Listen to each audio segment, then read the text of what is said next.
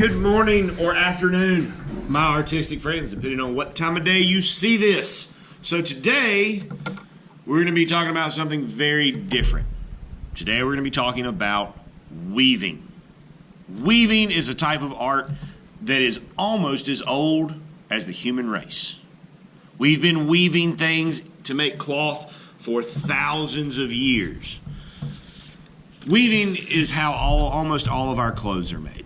Your shirt, your socks, your toboggans, your jeans, all of these things are woven. Now when we weave, we have a lot of W words today, heads up. When we weave, we have two parts. We have this, which is called the warp, W-A-R-P, warp. The warp goes up and down. We also have these, which are called the weft, W-E-F-T, weft. Now when we weave, weaving is all about pattern. And what do we know that patterns have to do? That's right, they have to repeat. So the pattern when we weave is a pattern of over and under. So let's take a look at what over and under mean real quick. So right now, this weft is over my warp. Right now, this weft is under my warp. We want to start with over. So I'm going to go. Now when we weave, you have to keep in mind that these pieces of warp on the side, these count as part of our pattern. We do not get to ignore these. So I'm going to start over, under, over, under, over. Remember that. Remember that over right there. And then we want to slide it up as far as we can. So in this pattern, we go over, under. What comes after over? That's right, under. So when we start our next piece of weft, we go under. Or again, can't forget about this edge. Under, over, under, over, under. Remember that under. We got to slide our warp, or our weft, I'm sorry, I used the wrong word. Slide our weft all the way up. And you can start to see that this is making a pattern kind of like a checkerboard. If it starts to look like a checkerboard, then you are weaving correctly. Now remember, the pattern goes over, under.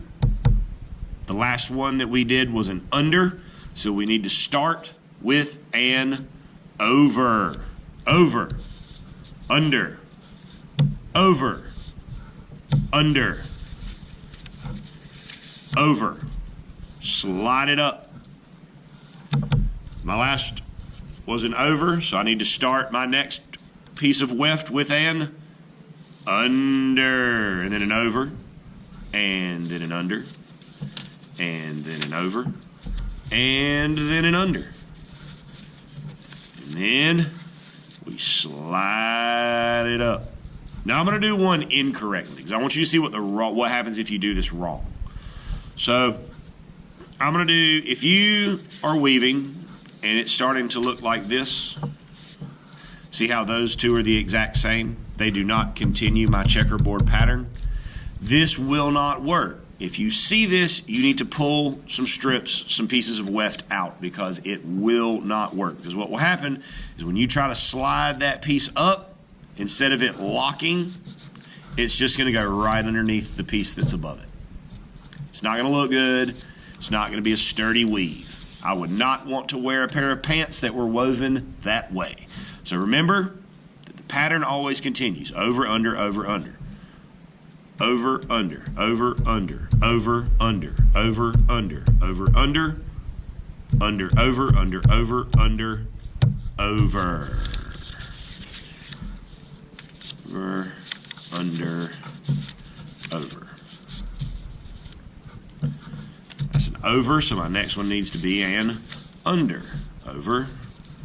Well, now when you get down to the bottom, it can get a little bit tricky. Just do the best you can. Try not to rip your warp because it, oh, see there, I'm busy talking to you guys and I'm about to fail. Luckily, failure is how we learn. If we never messed up, we'd never get better because we never have mistakes to learn from. And I think I'm going to try to fit one more piece of weft in here. I don't know if it'll go, but I'm going to try.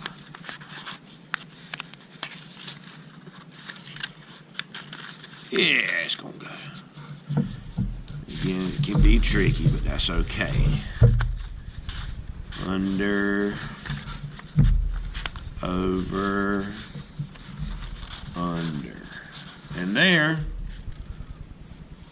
we have a completed weave. Notice that my pattern stays in check the whole way down. It's a good looking piece of weave. I would not mind wearing a shirt or a pair of pants that were woven this well. Good luck to you all, and happy arting.